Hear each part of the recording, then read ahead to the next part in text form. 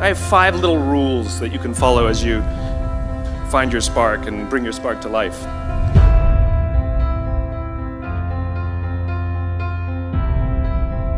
The first is to go after the things that you want. Let me tell you a story. So a friend of mine and I, we went for a run in Central Park. The Roadrunners organization, on the weekends, they host races. And it's very common at the end of the race, they'll have a sponsor who will give away something, apples or bagels or something. And on this particular day, when we got to the end of the run, there were some free bagels. And they had picnic tables set up. And on one side was a group of volunteers. On the table were boxes of bagels. And on the other side was a long line of runners waiting to get their free bagel. So I said to my friend, let's get a bagel. And he looked at me and said, the line's too long. And I said, free bagel. And he said, I don't want to wait in line. And I was like, free bagel. And he says, nah, it's too long. And that's when I realized that there's 2 ways to see the world. Some people see the thing that they want, and some people see the thing that prevents them from getting the thing that they want. I could only see the bagels. He could only see the line. Because the rule is, you can go after whatever you want. You just cannot deny anyone else to go after whatever they want. You don't have to do it the way everybody else has done it. You can do it your way. You can break the rules. You just can't get in the way of somebody else getting what they want. Rule number 2.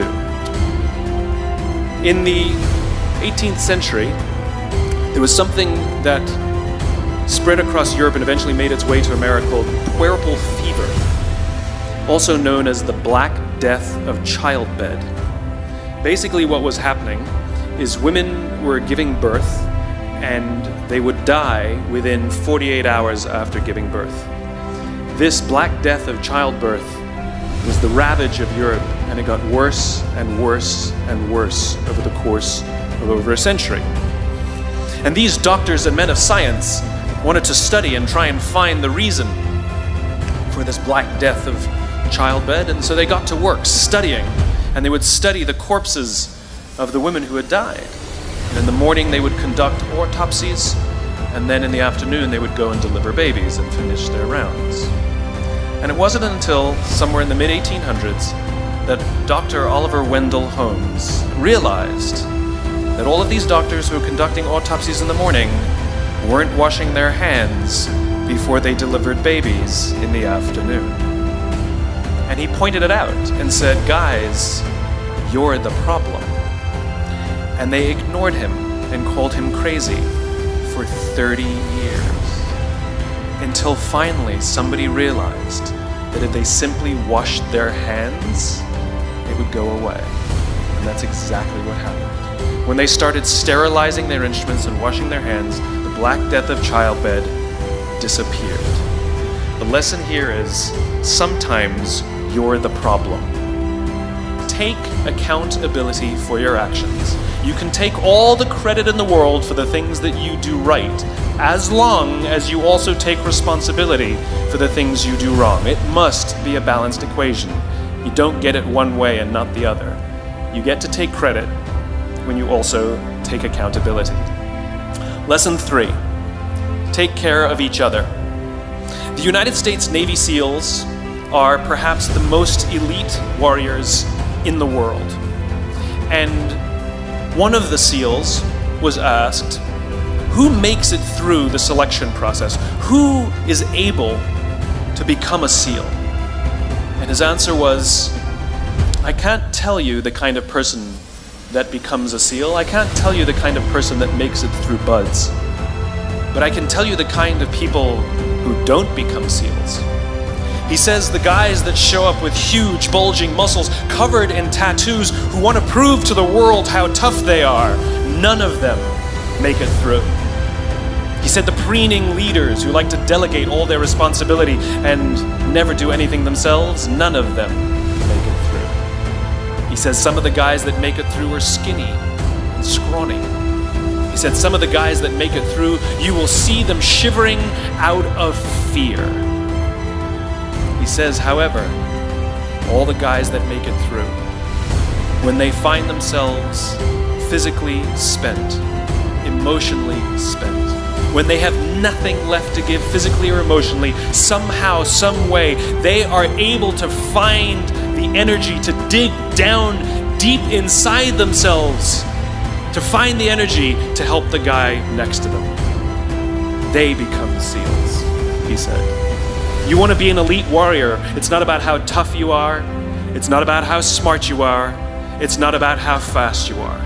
If you want to be an elite warrior, you better get really, really good at helping the person to the left of you and helping the person to the right of you. Because that's how people advance in the world. The world is too dangerous and the world is too difficult for you to think that you can do these things alone. If you find your spark, I commend you. Now, who are you going to ask for help, and when are you going to accept help when it's offered? Learn that skill. Learn by practicing helping each other. It'll be the single most valuable thing you ever learn in your entire life. To accept help when it's offered and to ask for it when you know that you can't do it. The amazing thing is, when you learn to ask for help, you'll discover that there are people all around you who've always wanted to help you. They just didn't think you needed it because you kept pretending that you had everything under control. And the minute you say, I don't know what I'm doing, I'm stuck, I'm scared, I don't think I can do this, you will find that lots of people who love you will rush in and take care of you. But that'll only happen if you learn to take care of them first. Lesson 4.